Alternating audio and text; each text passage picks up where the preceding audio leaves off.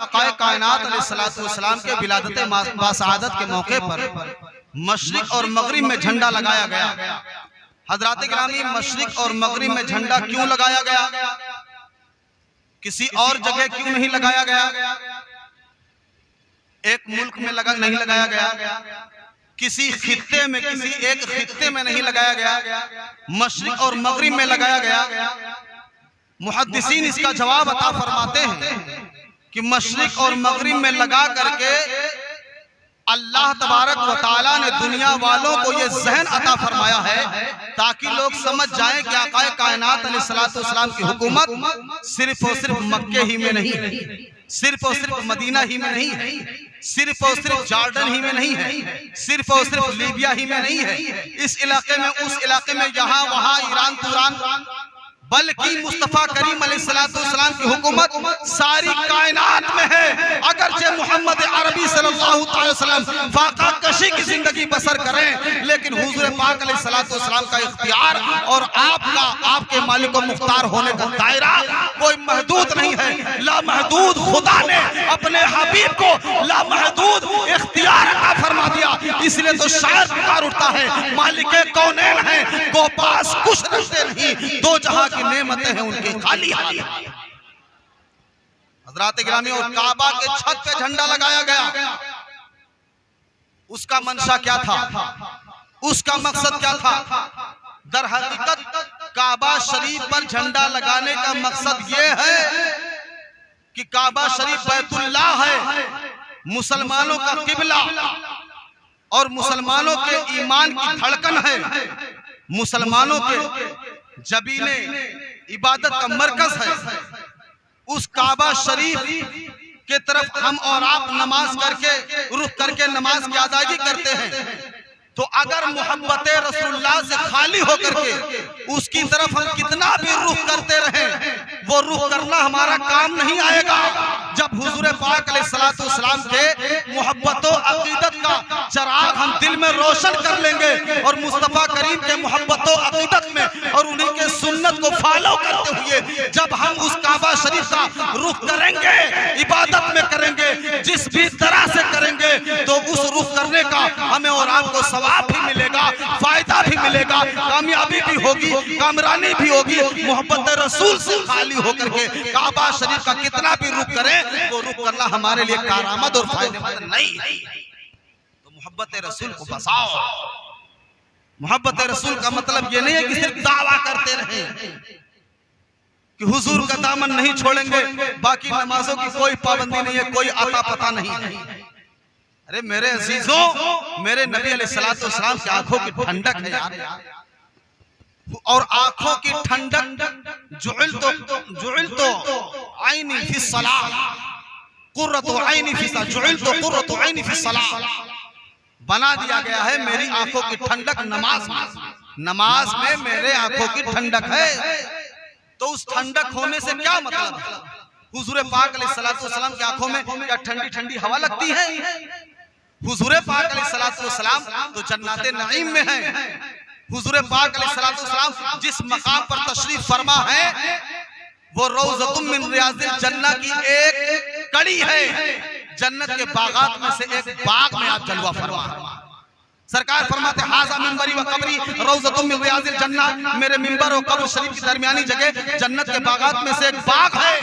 अल्लाह ताला ने अपने हबीब अलैहिस्सलाम को दुनिया के खित्ते पर आराम ही नहीं कराया, इस्तिराहत ही नहीं कराया, बल्कि मेरे अल्लाह ने मेरे नबी अलैहिस्सलाम को दुनिया के खित्ते में नहीं बल्कि उनको जन्नत के खित्ते में आराम फरमाया।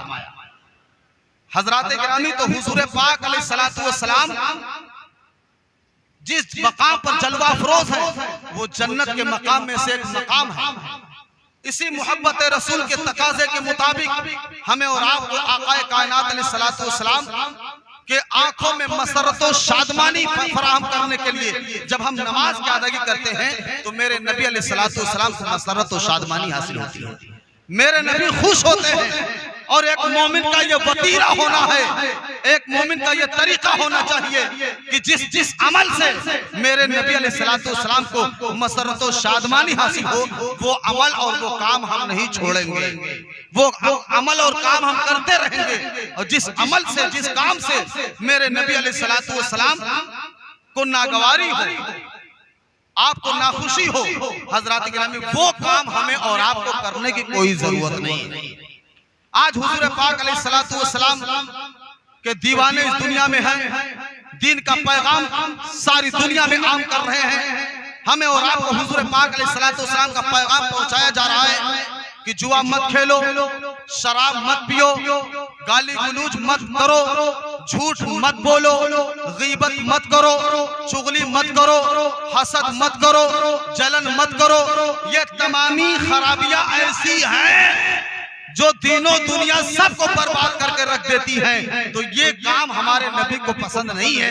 लिहाजा हमारा और आपका तरीका ये होना चाहिए कि इन कामों के करीब हमें और आपको नहीं जाना है, उस काम के करीब जाना है जो मेरे नबी को पसंद है। नमाज की अदायगी मेरे नबी को पसंद है, दुरूद शरीफ पढ़ना मेरे नबी को पसंद है, सलाम पढ़ना मेरे नबी को पसंद है, मस्जिद में आना मेरे नबी को पसंद है, बुजुर्गों से अकीदत रखना ये मेरे नबी को पसंद है। अजीजान मिल्लत इस्लामिया, सहाबा के तरीके पर चलना ये मेरे नबी को पसंद है। अहले बैत अतहार से मोहब्बत करना ये मेरे नबी को पसंद है। कुरान की तिलावत करना ये मेरे नबी को पसंद है। बुजुर्गाने दीन के वाकयात पढ़ना ये मेरे नबी को पसंद है। और उसके बाद में अच्छा अखलाक रखना ये मेरे नबी अलैहिस्सलातु वस्सलाम को पसंद है। बेवा की मदद करना ये मेरे नबी को पसंद है। यतीम के सर पर दस्ते शफकत रखना ये मेरे नबी को पसंद है। अंधे को रास्ता पार कराना ये मेरे नबी अलैहिस्सलातु वस्सलाम को पसंद है। किसी अनपढ़ को पढ़ने वाला बना देना ये मेरे नबी अलैहिस्सलातु वस्सलाम को पसंद है। हजरात गिरामी, वो तमाम मामूलात जिस मामूलात से मेरे नबी को खुशी होती है, पसंद है, वही मामूल और वही काम हमें और आपको करने की जरूरत है। जिस काम और मामूल से मेरे नबी अलैहिस्सलातु वस्सलाम को नागवारी होती है, ना खुशी होती है, हमें उसके करीब नहीं जाना है। आज हजरात गिरामी, इसलिए तो शायर पुकार उठता है, हमें करनी है शहंशाह बका की रज़ा जोई, वो अपने हो गए तो रहमते परवरदिगार। बस आखिरी बात आप समाप्त फरमा लीजिए। मैं आपके इशारात को समझ रहा हूँ बहुत कायदे से, लेकिन कुछ जरूरी बातें अपने भाइयों तक मैं पहुँचाने की तमन्ना रखता हूँ। हजरात गिरामी, आकाए कायनात अलैहिस्सलातु वस्सलाम पैगंबर अमन और शांति हैं। अल्हम्दुलिल्लाह आज जो हमारे मुल्क के हालात हैं वो किसी की निगाहों से पोशीदा नहीं है। हर जगह हमको मसलने की कोशिश की जा रही है, चाहे वक्फ बोर्ड को लेकर के, चाहे हमारे मसाजिद को लेकर के, हमारे मदारिस को लेकर के, हमारे खानकाहों को लेकर के, हमारे दीनी शायरात को लेकर के, दीनी निशानियों को लेकर के, मुसलमान को लेकर के, दाढ़ी और टोपी को लेकर के। हजरात गिरामी, तो हमें और आपको क्या एहतिजाज से अपना मामला हल करना है या एहतिजाज से हमारा मामला हल हो जाए? दानिश्वरों ने जवाब दिया है कि आज हिंदुस्तान की सरजमीन पर 2.5% मुसलमान पढ़े लिखे हैं, बस। उसके बाद में 97.5% लोग गैर खानदान, गैर पढ़े लिखे लोग हैं। अगर हमको हर महाज पर कामयाबी चाहिए, चाहे वो किसी भी महकमे के मुताल्लिक हो, सियासी महकमा हो, समाजी महकमा हो, गर्जे की किसी भी महकमा हो, आप समझदार लोग मेरे सामने बैठे हुए हैं, सब कुछ जानते हैं। सोशल मीडिया का जमाना है, इलेक्ट्रॉनिक और प्रिंट मीडिया बहुत तेजी के साथ बामे उरूज पर।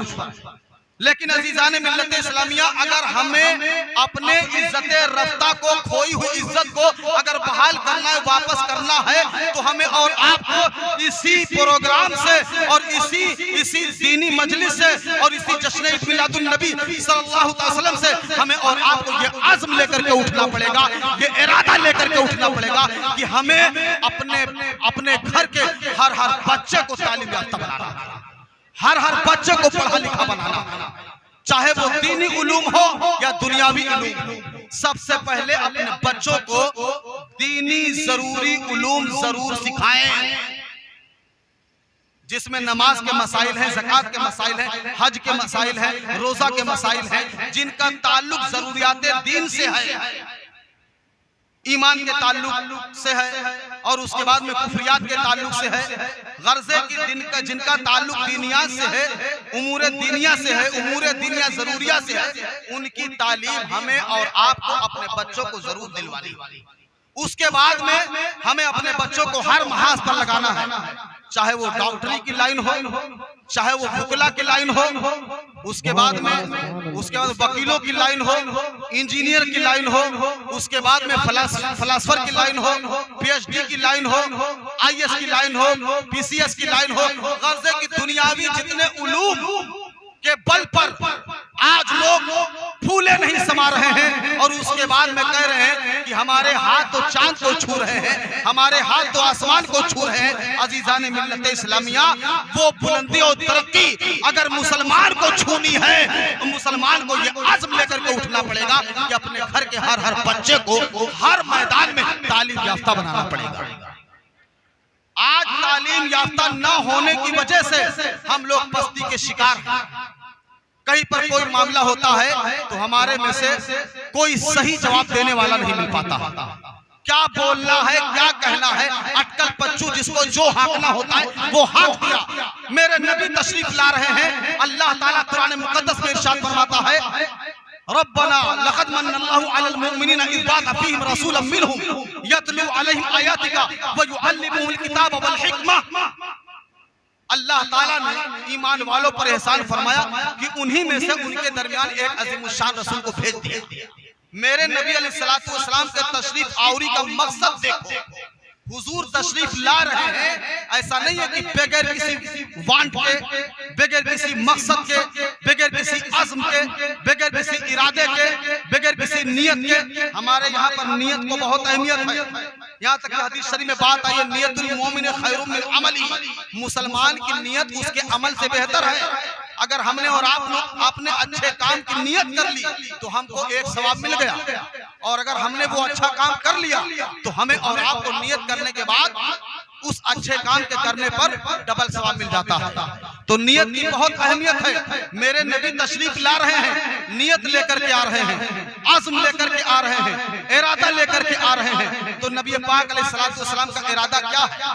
हुजूर पाक अलैहिस्सलातु वस्सलाम का इरादा यह है, यतलू अलैहिम आयातिका व युअल्लिमुहुल किताब वल हिकमा, कि कुरान मुकद्दस की तिलावत करें, हिकमत और लोगों को ईमान वालों के नुफूस का तज़किया फरमाएं और हिकमत का इल्म सिखाएं।